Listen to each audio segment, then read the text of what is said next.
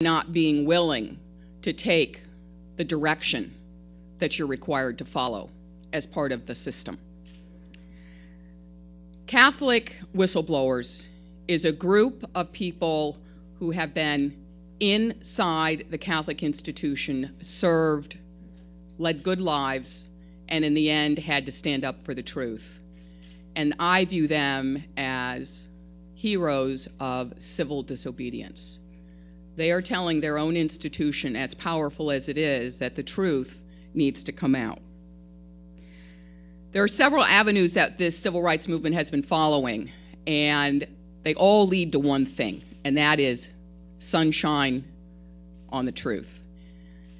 Ann Barrett Doyle and Bishop Accountability has been critical in documenting the facts of sexual abuse in this enormous institution around the world, and has put together a set of records that no one else can rival.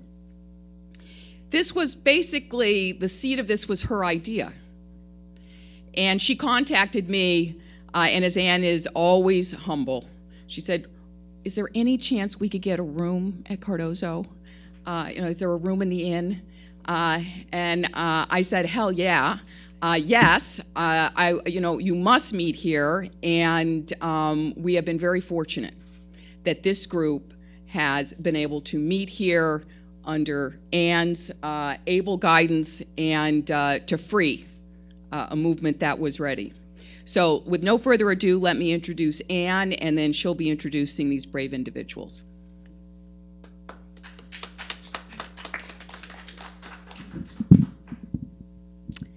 I am setting a timer for 2 minutes, so keep me honest here. My name is Ann Barrett Doyle. I'm with bishopaccountability.org. I'm just going to quickly tell you first about the genesis of this group, but I first want to thank Cardozo Law School and Professor Marcy Hamilton for their generous permission for this group to use this space, and just for being such wonderful hosts. Thank you.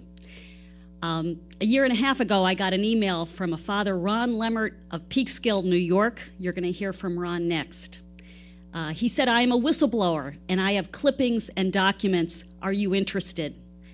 Because we are an archive that collects clippings and documents pertaining to the sex abuse crisis in the Catholic Church, we were very interested. I called Ron, and I was blown away by his story of what he had done to stop a serial predator priest in the Archdiocese of New York in the 1990s, but also by the fact that his heroism, which had sidelined his career and changed his life and saved the lives of countless children, had been forgotten. So as a result, my colleague Susie Nauman and I started researching whistleblower priests and nuns in the United States. We went public in the last few days with a database of more than 50 whistleblower priests and nuns in the last 20 or 30 years, many of whose names you don't even know and who are not here today. It's on our website, bishopaccountability.org. Father Lemmert suggested that it is therapeutic for whistleblowers to share their stories, and so we started connecting these brave individuals, and they came together in a conference call we convened in September 2012 and have been meeting ever since. It is just one of the great privileges of our careers and lives to have been a small role in this. I thank them so much for the risks they are taking and for their generosity to children. There are thousands of adult witnesses in the Catholic Church who have chosen to stay silent. Today, as a result of this group, we are hoping they will find the courage to step forward, knowing that there are now a group of Catholic whistleblowers who will give them support and encouragement. Thank you very much.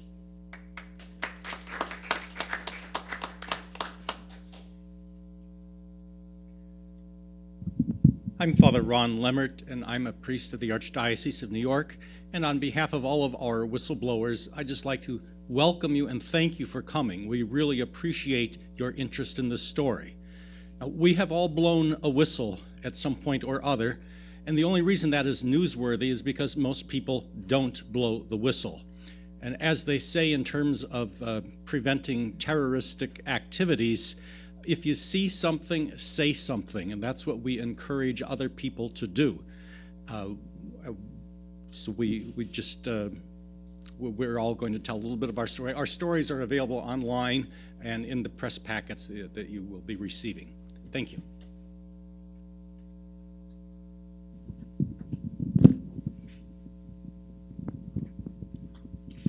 Hello, everyone. I'm Sister Sally Butler from the Diocese of Brooklyn, and I'm here. Hello, Brooklyn. I'm here because I have spent the last over 40 years living in Fort Greene, Brooklyn, which is just the other side of the Brooklyn Bridge, and working with families in the Fort Greene projects.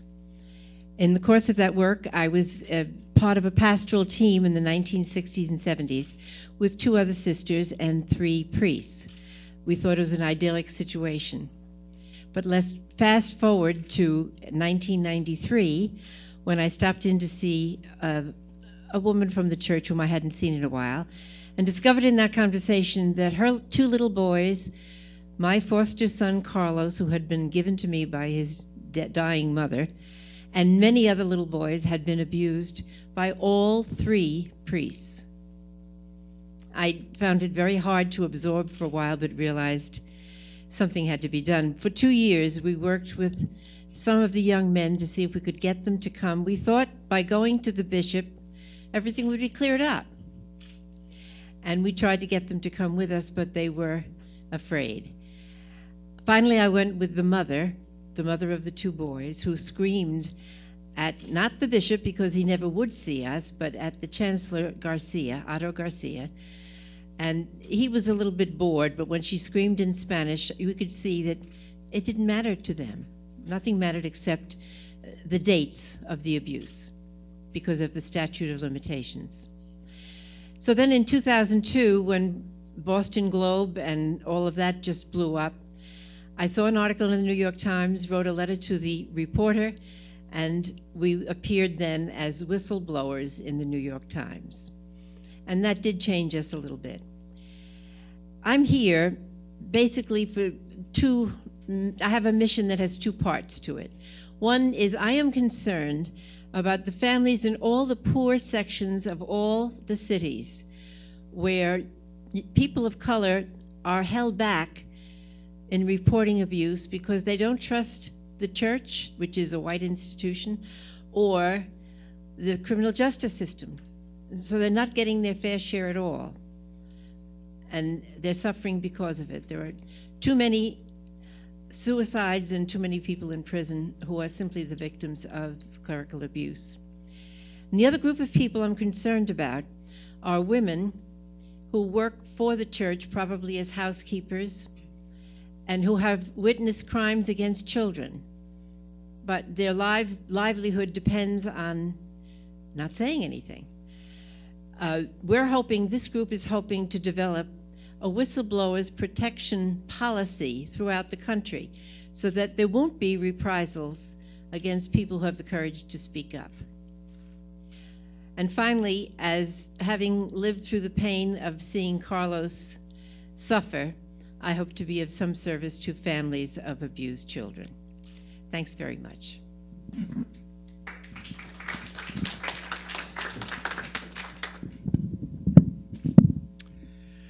I am Father Ken Lash. I'm a retired priest, a canon lawyer of the Diocese of Paterson, New Jersey. I was the pastor of a parish in North Jersey that became the epicenter for sexual abuse due to the activities of one of my predecessors. That's 30 years ago, and I've been a victim's advocate for that time. My life changed forever when I went forward. My major concern, I could spend the next 2 days here telling you my whole story, but my major concern is that the Dallas Charter and the norms do not cover abuse of vulnerable adults. I'm referring to harassment, attempted rape, and rape, and they are not covered. Statute of limitations have expired in most cases, and so they are left in limbo. I'm also concerned that Latinos victims of abuse are reluctant to come forward out of fear of church authorities. I want to make the point finally that victims were not looking for money when they first came forth. Bishops turned to their attorneys and to their financial officers and offered settlements with no admission of wrongdoing and a gag order. I'm a member of this group because advocacy is not a Lone Ranger ministry. We can't do it alone. We can only do together what needs to be done. Thank you.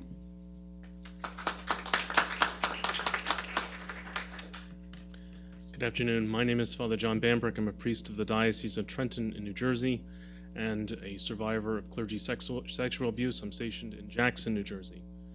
I'm also one of 50 individuals who testified at the United States Conference of Catholic Bishops meeting in Dallas, Texas in the year 2002, which produced the charter and later the essential norms by which the Church handles sex abuse issues. Ann and Dr. Hamilton spoke about this as an act of disobedience, but I would say that it is an act of obedience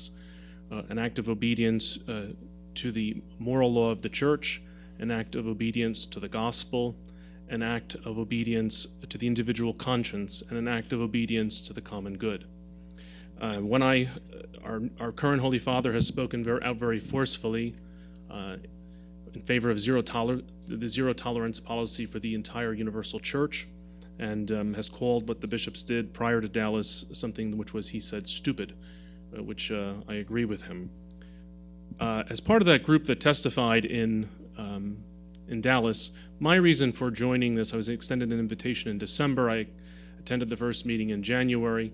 My motivation was because when we met in Dallas after 3 hours of excruciating testimony, Archbishop Harry Flynn, who was the chairman of the committee at the time, and the Archbishop of St. Paul, Minneapolis, promised us, all 50 of us, that the bishops would change, that they would stop the abuse, that they would facilitate healing, and they would make a promise to protect all the children of our Church. And as a person who has spent a lot of time as a child advocate and working against the sexual abuse of minors, that was important to me, and of course as a survivor as well. He made that promise to us, and he promised that that the bishops would keep that promise. And as a result of that, of course, the charter came from that, and later the essential norms. However, there's been a lot of chicanery of late and I'll draw you a line from one coast to the other, in Los Angeles, in Kansas City, in Philadelphia, and just this month in Newark. So there are recalcitrant bishops who are refusing to follow the charter, who are circumventing the essential norms, which are the law for this country, for the Catholic Church. And I'm calling upon the President of the United States Conference of Catholic Bishops, Cardinal Timothy Dolan, to put in some means for recalcitrant bishops to be held accountable for their violations of the charter and their violations of the essential norms. Currently, if you are a priest, a deacon, a woman religious, a consecrated person, or a lay person, there are penalties and consequences that you will be held responsible for if you abuse a child. But among the episcopacy, there are no consequences whatsoever. That loophole needs to be closed. Finally, at the end of our meeting with Archbishop Flynn, I was at the 3 o'clock position in the room. Archbishop Flynn was at the 12 o'clock position. And he turned to me at the end, after he had made those promises to us, he turned to me and said, "John, as the priest in the room, I want you to hold us accountable. I want you to hold us accountable, no matter what. Hold us accountable to these norms and to this charter." I said, "Archbishop Flynn, I don't think you know what you're asking or who you're asking it of." And Archbishop Flynn said to me, "No, I do, John, and I want you to hold us accountable, and I expect you to hold us accountable." I have kept my promise to Archbishop Flynn. I made a promise to him that day in front of 49 other witnesses that I would hold them accountable. And I have fulfilled that promise year after year, and I expect the U.S. bishops to fulfill the promise they made to us.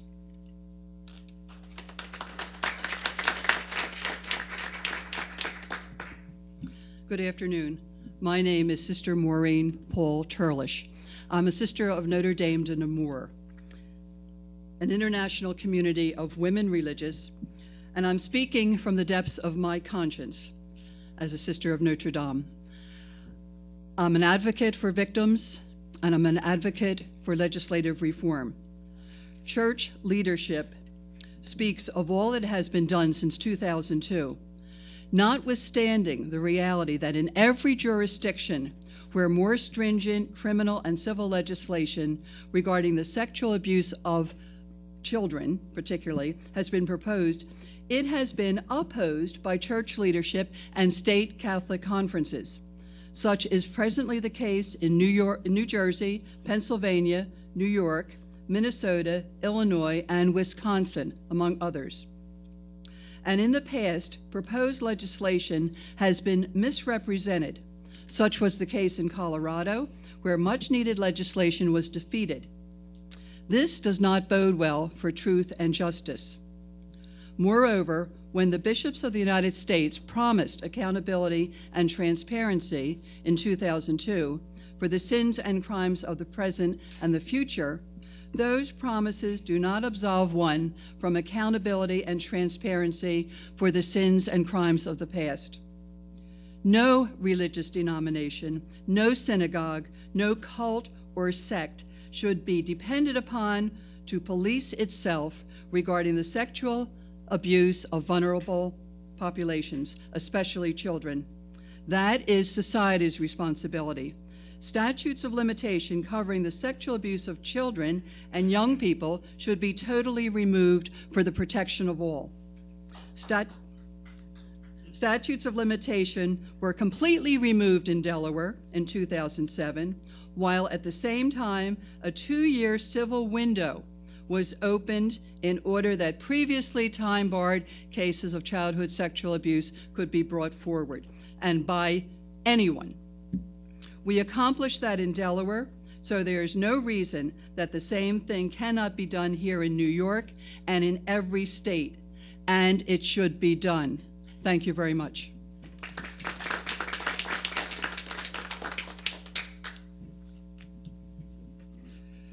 Good afternoon. My name is Bob Hotzen. I'm the co-founder and president of Road to Recovery Incorporated, a 501c3 charity based in New Jersey, which was founded about 10 years ago by Father Ken Lash and myself. I'm beginning to understand and believe the scriptural passage that I have placed so much of my hope in. There is nothing concealed that will not be revealed. Jesus said those words. I'm beginning to believe them. I am a survivor of multiple abuse situations, beginning from my Catholic elementary school in West Orange, New Jersey, which, by the way, has come to the fore as a result of repressed memory and therapy. So I'm still dealing with the many layers of sexual abuse of myself in elementary school, being groomed in high school, being sexually abused in the Irish Christian Brothers, in which I spent 23 years, and even as a 42-year-old seminarian in the Archdiocese of Newark when I was propositioned for sex by a 27-year-old man. I welcome this opportunity and thank bishopaccountability.org for its wisdom and courage to feature Catholic Church leaders and insiders who have tried very hard to tell the truth. Road to Recovery has worked with over 1,000 victims in the past 10 years. We continue to do so, and we open ourselves to anyone out there who has been abused. But in 41 years of church service, 23 as an Irish Christian brother and nearly 15 years as a Catholic priest, I had 23 changes of address. I either had to flee evil situations, whistleblow evil situations, or try to deal with evil situations. It has been one aspect of abuse after another. Sexual, moral, spiritual, psychological, financial, administrative, and in any other way you can think of. My official whistleblowing began in New Rochelle, New York in 1976, and that's in your packet. My second major case was in Boston, Massachusetts, and that's in your packet. And finally, I revealed to the media not too long ago, 2009, that Father Michael Fuji was the chaplain of St. Michael's Hospital in Newark. And as all of you know, we may be coming to a conclusion of that case, but it will not conclude until Archbishop John Myers, Monsignor John Duran, and anyone else associated with the enabling of that priest in Newark, New Jersey, is complete. And so I join my fellow whistleblowers today in once again asking that Archbishop John Myers resign and or be removed, and I thank you.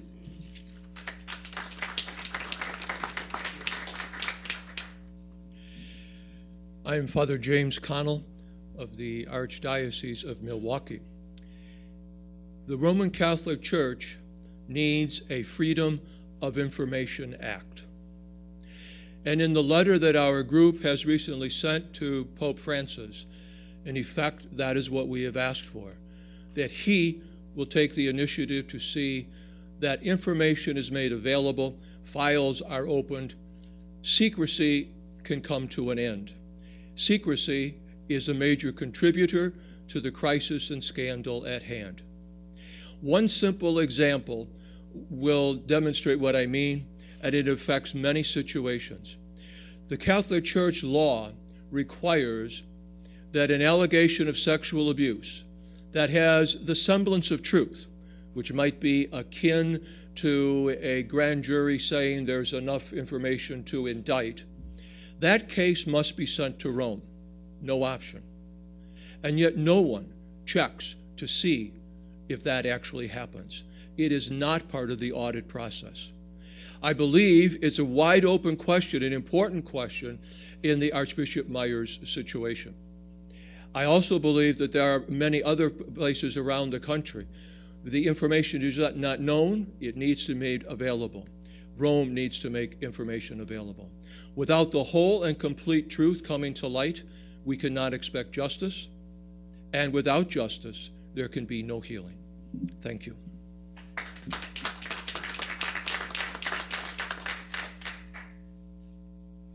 I'm Patrick Wall. I was a monk and priest at St. John's Abbey in Collegeville, Minnesota. There are three things that the monastery did not only to conceal perpetrators, to conceal criminals, but also to foment the national conspiracy of cover-up. First of all, the National Catholic Bishops met in 1985 to discuss the Doyle-Mouton-Peterson report that was delivered by then Auxiliary Bishop, now Cardinal Leveda. In that process, the monks assisted in the cover-up, the discussion, and in the national secrecy. The second thing the monks did is they created the ISTE, the Interfaith Sexual Trauma Institute. Complete cover-up, gathering professionals from all over the country to discuss particular issues. Who do they appoint to that board? Another former monk of St. John's, who many consider the leading expert on celibacy in the world, Richard Sipe. Richard received reports. Richard took those direct reports to the abbot, and it went nowhere. It got covered up again. ISTE no longer exists. It's a figment of the press cover-up and the institutional pariah that is put forward. One small monastery in northern Minnesota is just one small story of what happens around the country. That is how it works. Information is taken, it's twisted, and it's put away. And that's what we're here to stop. That's what we're here to try to bring forward, because just like everyone here knows at least one, multiple stories, so does every current and former priest, religious in the country. They all know one story. It's time to come forward. It's time to have that national debate, and that's what we're trying to do, create a forum where it's safe to come forward and have that discussion without being and having retribution from the religious superiors. The one thing that we promise to do is anyone that is a whistleblower that comes forward is to assist them when any archbishop or bishop or religious superior comes down upon them. Thank you.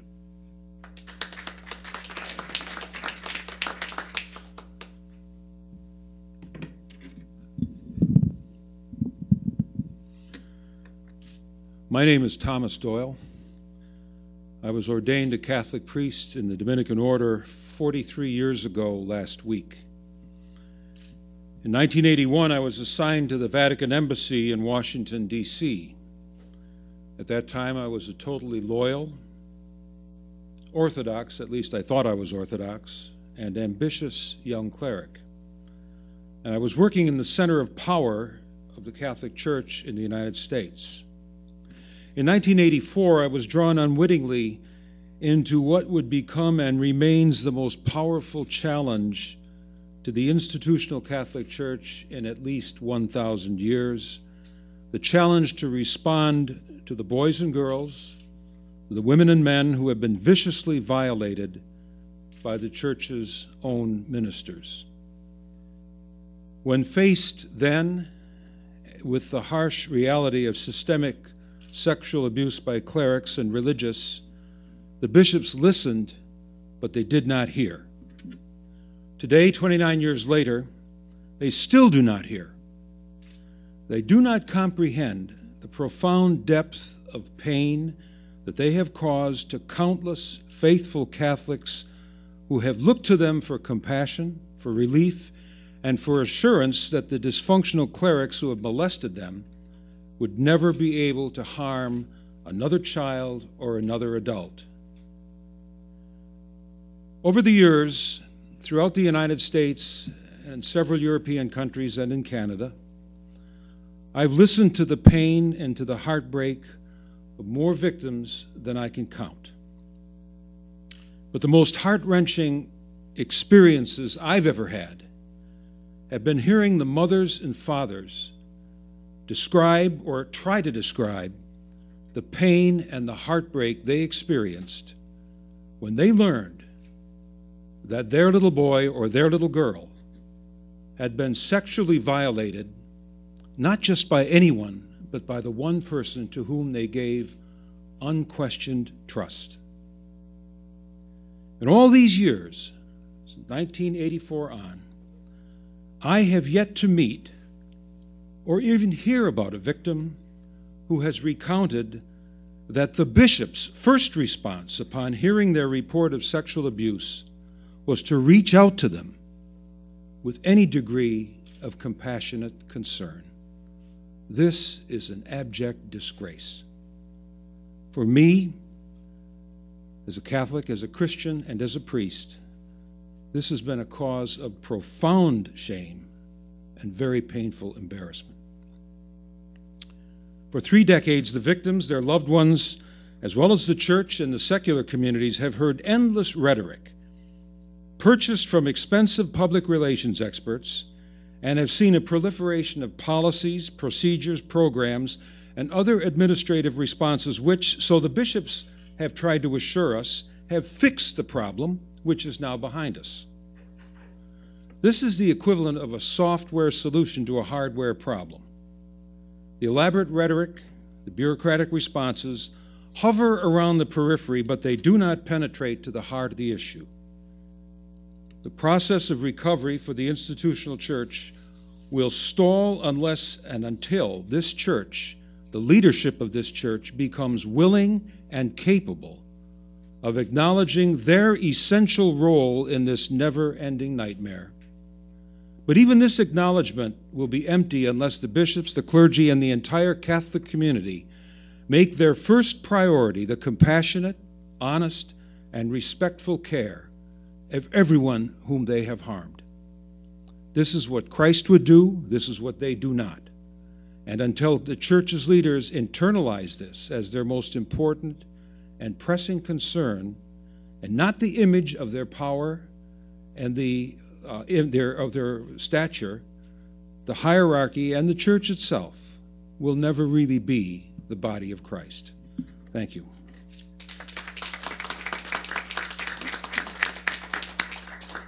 I am sure you're all going to have questions. Let me just add one PS, which I think is relevant to the story that you've heard here. Part of the movement that this group is getting behind, and survivors are extremely thankful, I've already heard from many, is on statute of limitations reform.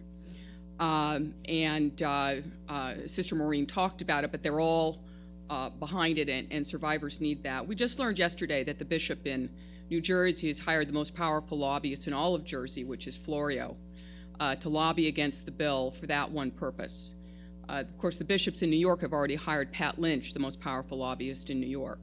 So if there's any question about what this group is up against, that's it. Millions are going into covering up what this group wants to disclose. So now let me open it up for questions, and people step forward as they... Tom Gallagher from the National Catholic Reporter, which has been covering this story since June of 1985. So I'm a little confused as to where the pathway of success will come for this group. Will it be through litigation or legislation, or will you aspire to really change the church?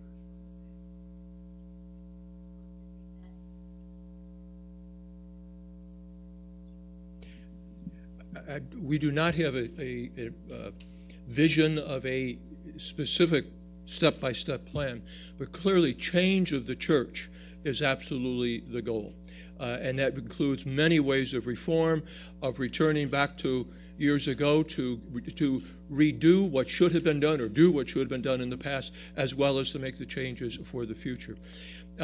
I'm not sure that litigation is the path. I don't know, in some cases there may be, but I really suspect it is more of pulling people together and more people together and more people together and more people together, that in the numbers there will be different energy, different ideas, and whatever, all with that focus to accomplish the things we've been referring to. Does that help? It does, but I mean, for those of us who've been covering this, it appears that the only way the church changes is through litigation or order. So I wonder what gives you all hope that change could occur. I'll step out of the way. One thing that is new that I pray about and hope for, literally prayers every day, Pope Francis. His attitude seems to be different, and the survivors that I speak to in Wisconsin, they also feel maybe there's something different here. In the letter that we wrote to the Pope, I'm sure you have access to that, we made reference to that he is the one who can really make a difference, and we call upon him to stand up and make that difference. Pardon me, Ken. Catholic Whistleblowers.org is the group's website. It has their profiles on it, the mission statement, and their letter to Pope Francis. Permanent and effective change comes from the bottom up. I'm a pastor, and I taught effectiveness leadership skills for many years. And as a pastor, I was collaborative. Catholics are still in denial, and until they become convinced that change is necessary, then there will be no change, despite litigation, and I think all of that is absolutely essential. But until change comes from the pew, it will not change. And so our role as whistleblowers is to diffuse information. It is to partner with whomever is ready to help us battle this problem of sexual abuse in the church and in society.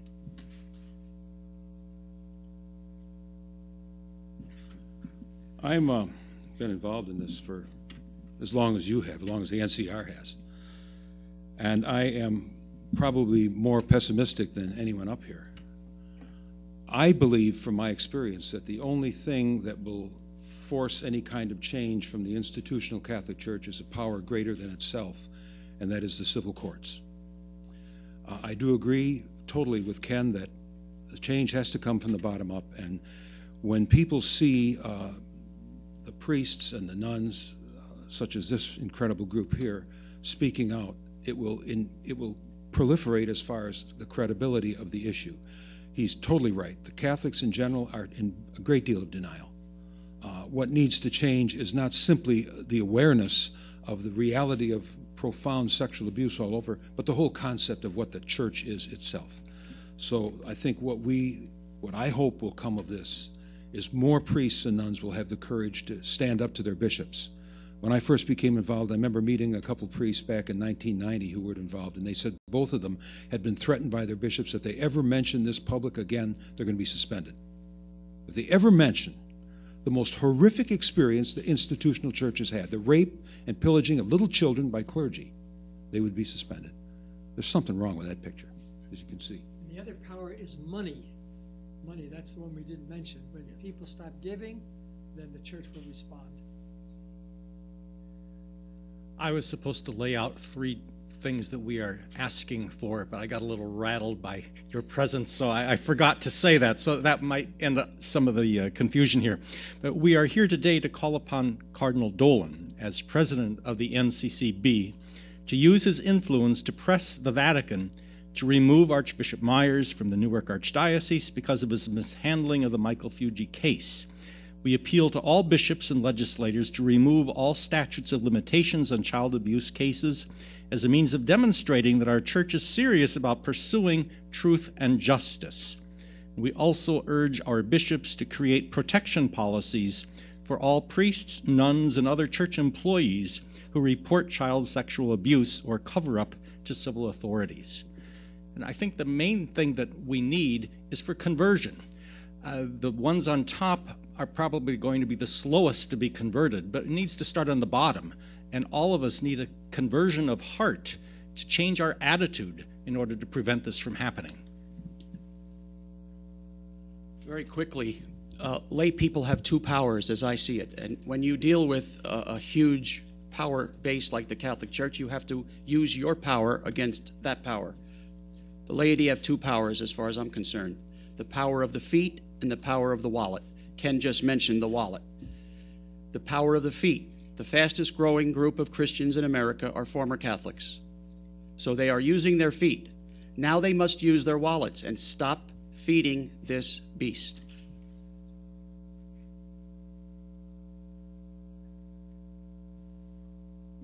All of you have mentioned how difficult this process is and what whistleblowers are up against.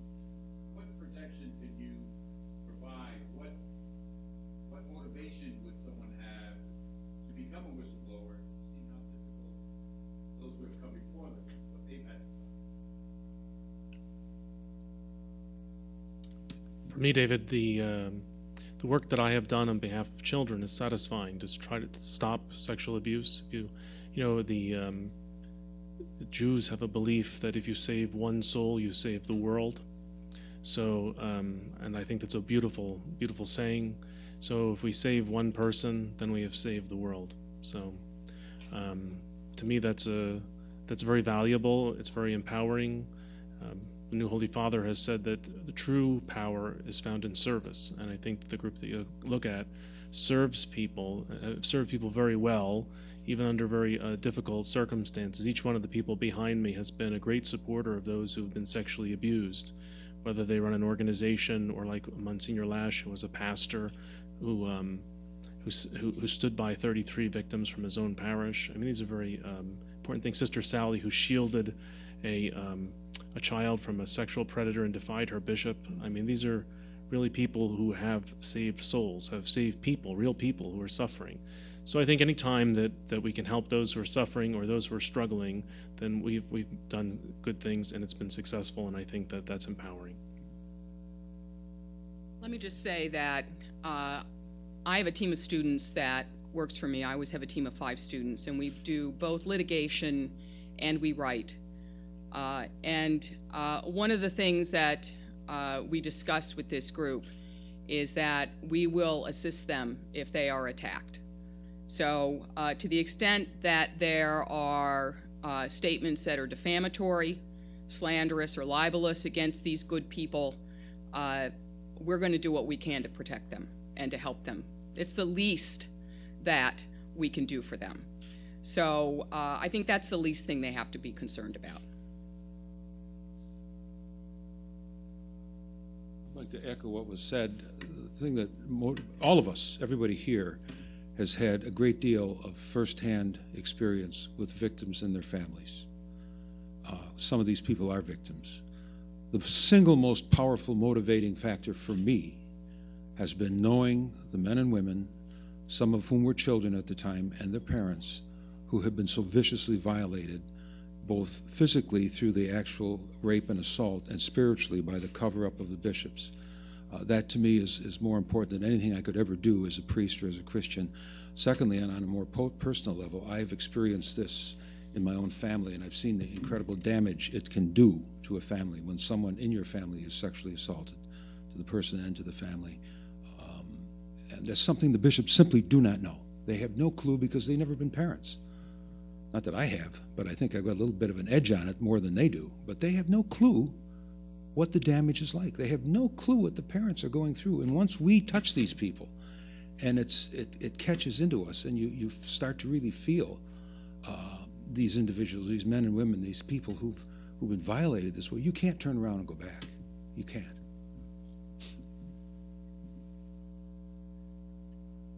I used to be the chaplain at Sing Sing Prison, and I was appalled by the number of parishioners that I had there who had been abused by priests. And in some cases, they simply did unto others what had been done to them. That's how they got their start in life. And I remember helping one of them write a letter to his bishop, which was Bishop Howard Hubbard in Albany, just letting him know what some priest had done to him. And the response didn't come from the bishop, it came from a lawyer, telling him what forms to fill out. Not a word of apology or no empathy, just legal bureaucratic bullshit.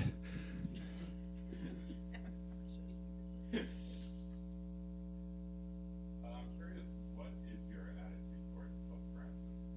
How do you view him as somebody you can work with, and are you skeptical about what's come out from his past?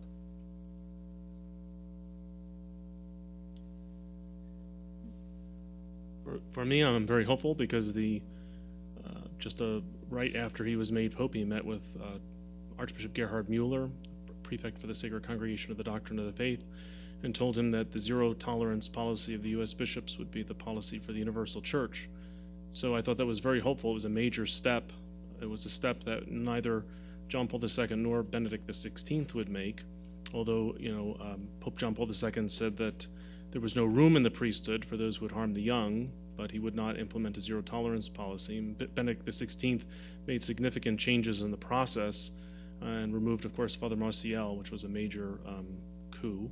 And then, but he has put in that zero-tolerance policy, which is a major, I think, a really major big step on behalf of the Universal Church. So I'm hopeful.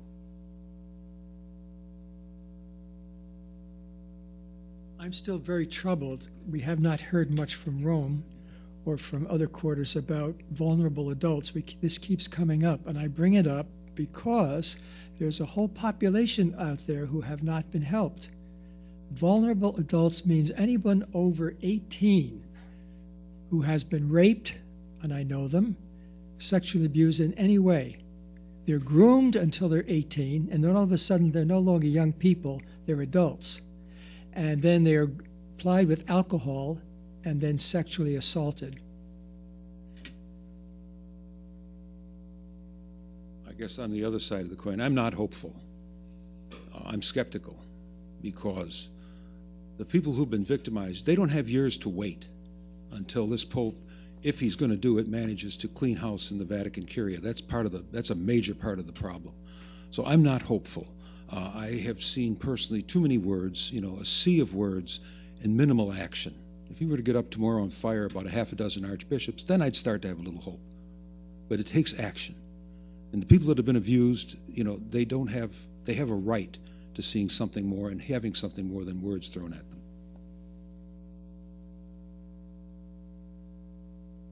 So, Professor, you talked about civil rights. Civil rights movement, there's always a big spiritual backdrop to the actors' movements. So I'm wondering if your organization will develop a spirituality around courage, for example.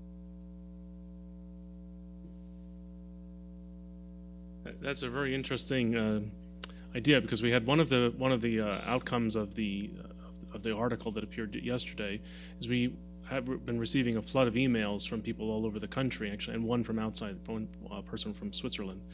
And one of the folks who contacted us was willing to have the same idea, was willing to put together a liturgy for whistleblowers, a liturgy for suffering and healing. So it's certainly something that I think we'll take up in our next meeting. For the DAS priest here, can you share with us dialogue that your bishops might be having with you in your new self-appointed roles? My bishop and I haven't spoken for 7 years. 7 years, though I've asked for appointments. He said yes, but they never occurred. In terms of spirituality, and I don't want to hog this, I'm in this because for justice and mercy, truth and compassion, First of all, I expect that victims, I'm a part of it, restorative justice. I don't know if you're aware of that movement, where the offender will admit his guilt, offer his apologies or hers, and take the consequences. If that means going through the judicial system and going to jail, yes, and ultimately for their healing. So I'm in this for reasons of the gospel, and I think I speak for all of us, not for any personal motivation. Justice and mercy, truth and compassion. A quick story. In 1987, I did a doctoral dissertation, and I tried to identify the spirituality of the laity. And I asked them questions about what is your faith, what is, etc. A number of religious terms. You know what most of them said? What are you talking about? As simple as, describe your faith. What? So we already have a theology of courage. It's right here. But please, when you're dealing with survivors, don't use theological terms. Don't ask them to think about even God, because they've had to find God somewhere else, usually within themselves. So my caution is, stay away from the church terms, stay away from the church structures, especially when you're dealing with survivors and people, whistleblowers who might be coming forward to find that there's a different way. Through my therapy, I've had to learn that God is within each one of us, and that's what we have to find. My bishop is very accessible to his priests. We have his phone number, we have his email, and he's fairly in regular communication with all of his priests, actually.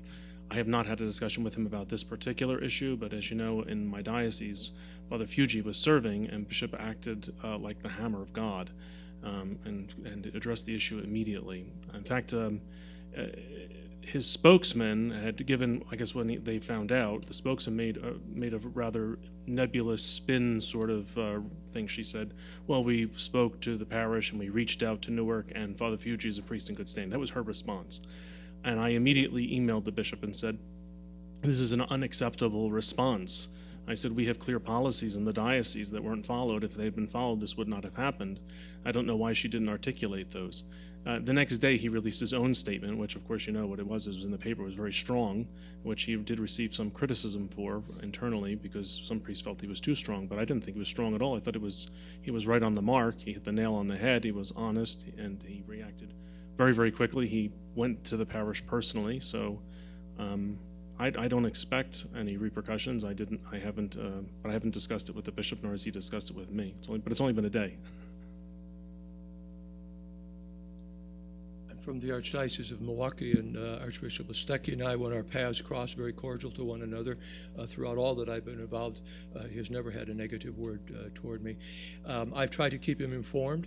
As an example, last week when I sent 2 different email letters to the Congregation of Doctrine and Faith, I copied him on those emails.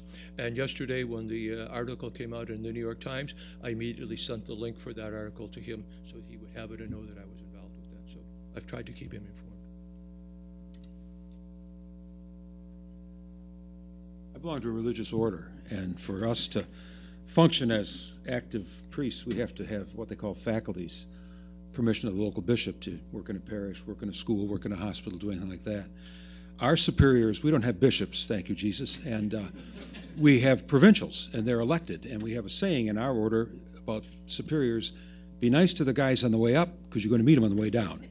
Now, my superior said to me several years ago, Tom, there's not a bishop in this country that will give you faculties, and that's true.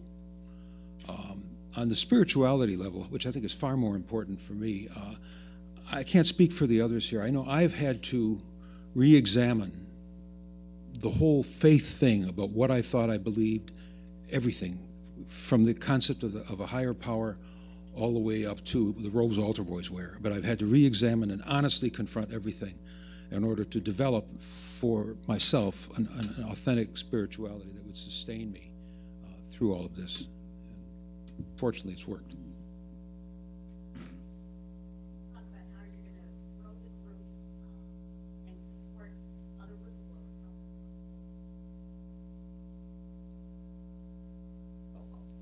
I'll just speak from my experience last night. John Bambrick sent me a load of emails to begin working already. I've heard from victims of abuse, I've heard from whistleblowers, and I've heard from people who are really in desperate shape. The damage is very deep. So I'm very uplifted by the fact that people are responding already, and have. We're growing. Yeah, write to us at Catholic Whistleblowers. Info at Catholic Whistleblowers.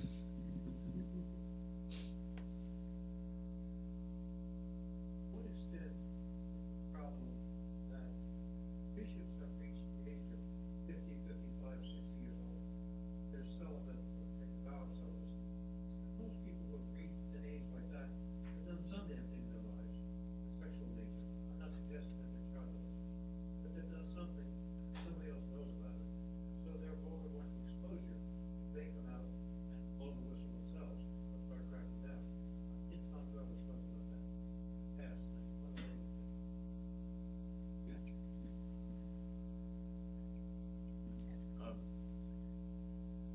From my experience, when I started out, I was obviously a monk. We're not trained to go to parishes, but I was sent to parishes. When I got to the Archdiocese of St. Paul, Minneapolis, the Archbishop had a girlfriend.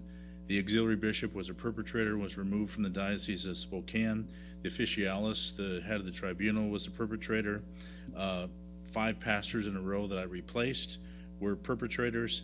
And this is the knowledge that's in the system. I think it's really important, the question that you asked specifically about the bishops, because most of them have worked out some type of relationship, but they all know each other's relationships because most of them went to school together.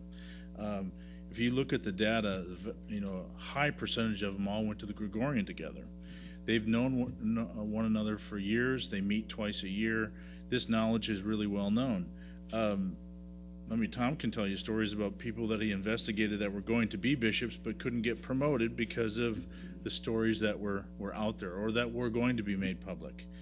That is part of the reality of what we have. However, I think most people are extremely compassionate. If a bishop decides to stick his head above the sand, above the water, to be the nail that stands up, the first one will get probably extremely hammered by Rome. They will be. They will be removed. But if enough of them come forward and do the proper thing, then we have a whole nother reality, and that is what we're asking for. We're asking for numerous things. We're asking for Rome to clearly remove the bishops that are in these different relationships and that have concealed child molesters. You can, just moving west to east, you can take out Mahoney and you can take out Finn and you can take out Myers tomorrow. Papa Bergoglio has the power. He can do that. The bishops, however, as a whole, in a meeting, they can decide to change the course. It's a matter of moral courage. That's what we're here to support them to do. The reality is it's probably not going to change too fast. And the reality is, unless Papa Bergoglio starts to appoint bishops with a brain, first of all, and with a heart, we're going to have a hard time changing the system. I still have tremendous hope. It's possible. It's a human institution, divinely inspired, but it's a human institution that takes people to make that change. I'm troubled by the misuse of the sacrament of reconciliation, commonly called confession.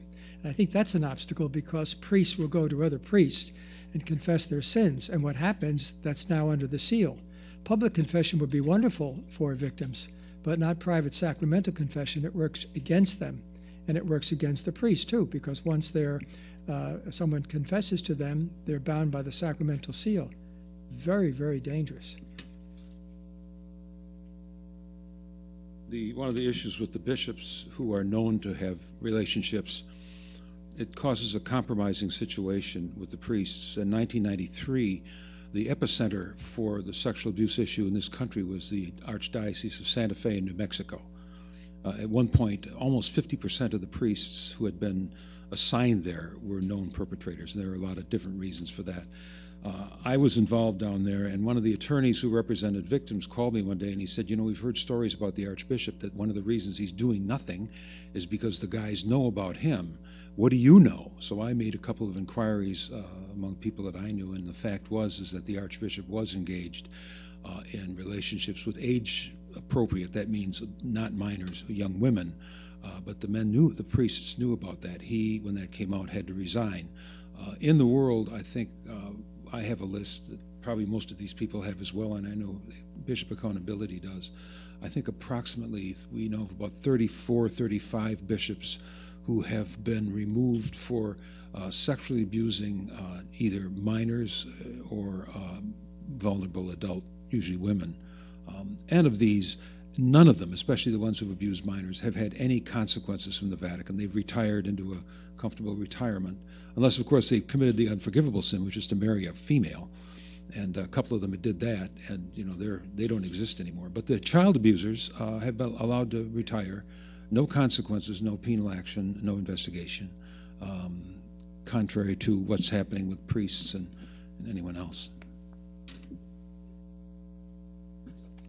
I'm Susie Nauman. I'm a researcher with bishopaccountability.org, and we just wanted to make sure you knew that accessible on our homepage is our database of the whistleblowers we have identified. All of these folks are in the database and more. To date, we have 50 folks that we've lay religious, women religious, and priests who we have identified as whistleblowers. We've provided background information, which you can find on our site. And I just want to say, too, as one who dwells daily in a cesspool of information about child sexual abuse by clergy and women religious, to have worked on this project has been incredibly uplifting and inspiring, and gives me some hope. Hope maybe for the church, but certainly for the world. Thanks. Thank you very much for coming today. And Mike, do you have a question? Yeah, go ahead. Sorry to keep you, but no, it's okay. In a month or so, there's going to be a lot of documents dumped on us by the Archdiocese of Milwaukee, the bankruptcy case. Wondering what people in the panel, particularly in Milwaukee, expect to come out of that, and what changes that will mean here in New York. As the Milwaukee person, I'll speak. Others might want to, and Tom is certainly a Wisconsinite, may speak to it. Since I've not seen the documents, I do not know what will come out of it. But I can assure you, by July 1st when they come out, that's where I'm spending my time, reading documents, because I think I'm hoping that there's a lot of truth there. In Milwaukee, I suspect other dioceses, the Milwaukee Archdiocese explains, trying to justify themselves in that we've given volumes and volumes and volumes of information in the discovery process. I refer to that as reams of data, but that's not equal to explanations. And people are looking for explanation. How could it be? How could you have sent somebody here when you already knew he was an abuser someplace else? I pastor a parish where that's a reality. And so they're looking for explanation. That's what I'm looking for, to see what we can find. I also, as information comes out, looking for links, how we put things together. And is there some pattern that might emerge that fits into other patterns that are developing elsewhere? Let me just say, I'm one of the lawyers in the Milwaukee proceedings. I represent the creditors for all of the First Amendment issues. And the promise of these documents is that we're going to see the president of the Cardinals very frankly talking about how he has failed to deal with these issues in Milwaukee. And his record, Dolan's record in Milwaukee, is particularly embarrassing. So the lockdown in New York, because the statute of limitations is so extreme, he's had to do next to nothing here in the state except to hire a lobbyist. But in Milwaukee, there's quite a bit. So I would expect those documents to be pretty incendiary. Jim's right. I am from Wisconsin. Here's my little emblem from the university, Bucky Badger, on Wisconsin. I've seen some of the documents. Get your hands on the depositions of Archbishop Weekland, Auxiliary Bishop Skilba, and Dolan, and then go into the other stuff. But you're going to find enough right there to write a series of stuff. Another thing that's going to happen before the documents are dumped or are released, whatever word you want to use, the Capuchin Franciscans of the Midwest province have done what no other Catholic institution on the globe has done. They've commissioned a completely independent outside audit of their files and review of each and every instance report of sexual misconduct that has taken place in that province. I am part of the review team, and the report will be released probably in 2 weeks. And that's newsworthy because it will be the first and only to this date completely honest and objective assessment of how a religious entity has responded to this issue. Thank you very much for coming, and I'm sure that individually people would be happy to talk to you.